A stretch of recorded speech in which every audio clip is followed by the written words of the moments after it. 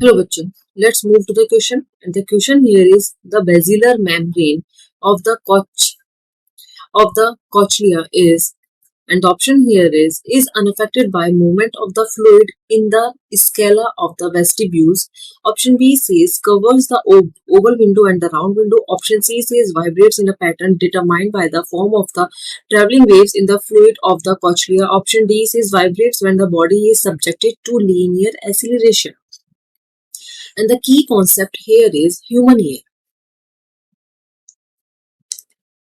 In this question, we are talking about human ear. And the question says, question में कहा गया है basilar membrane of the cochlea, उसके कुछ points given है. Cochlea क्या है? This is the cochlea. This round is cochlea. ये कॉचलिया है, ये कॉचलियर डक्ट है.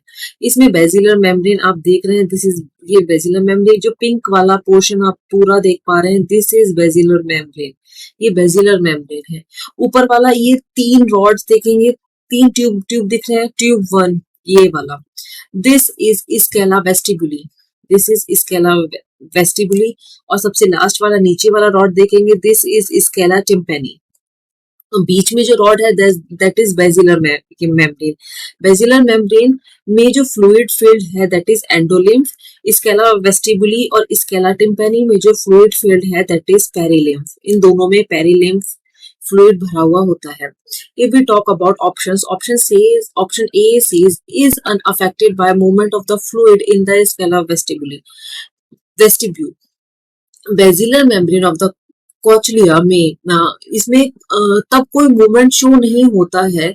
ये अनअफेक्टेड होता है बाय द मूवमेंट अगर स्केला ऑफ वेस्टिब्यूल्स या स्केला वेस्टिब्यूली में जब भी कोई यहाँ पे सपोज कोई मूवमेंट हो रहा है, इसमें कोई मूवमेंट होता है तो बेजिलर मेम्ब्रेन में कोई इफेक्ट शो नहीं होता है. ये अनअफेक्टेड होता है. That is absolutely wrong option. Actually होता क्या है, होता ये है जब स्टेपीज वाइब्रेट होती है, दिस इज स्टेपीज सब जब वाइब्रेट होती है, वाइब्रेशन करती है तो ये कॉज करती है vibration in the membrane of the oval window. This is Oval window. Oval window की मेम्ब्रेन में ये वाइब्रेशन कॉज करती है. यहाँ पे वाइब्रेशन कॉज होता है. जब स्टेपीज में वाइब्रेशन होता है तो ओवल विंडो में वाइब्रेशन होता है. ओवल विंडो में वाइब्रेशन होता है तो ये window set up the fluid pressure wave in the perilymph of the cochlea. यहाँ पे इसके पेरिलिम्फ में प्रेशर वेव सेटअप होती है. यहाँ पे वाइब्रेशन होना शुरू हो जाता है. After that the pressure waves are transmitted from the cochlea scala vestibuli to the scala tympani. देख रहे हैं यहाँ से ये प्रेशर वेव कहाँ जाएंगे, स्केला वेस्टिबुली से स्केला टिम्पेनी की तरफ ये मूव कर रहे हैं. इवेंचुअली होता क्या है, as the pressure waves deform the wall of the scala vestibuli and the scala tympani, they also pushes the vestibular membrane back and the forth, and after that creating pressure wave in the endolymph inside the basilar membrane या cochlear duct. जब यहाँ दोनों में बाहर vibration होती है तो obviously basilar membrane में या कॉचलियर डक्ट में भी वाइब्रेशन कॉज होती है. जो प्रेशर होता है, जो प्रेशर वेव होती है एंडोलिम्फ, वो कॉज करती है बेजिलर मेम्ब्रेन टू वाइब्रेट. जब यहाँ पे वाइब्रेशन होती है तो यहाँ पे भी वाइब्रेशन कॉज करते हैं. आफ्टर दैट ये मूव जब ये वाइब्रेशन होती है तो यहाँ पे हेयर सेल्स प्रेजेंट होते हैं.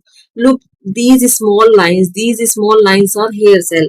जब बेजिलर मेम्ब्रेन में वाइब्रेशन होती है तो हेयर सेल्स भी वाइब्रेशन कॉज करते हैं अगेंस्ट द टेक्टोरियल मेम्ब्रेन.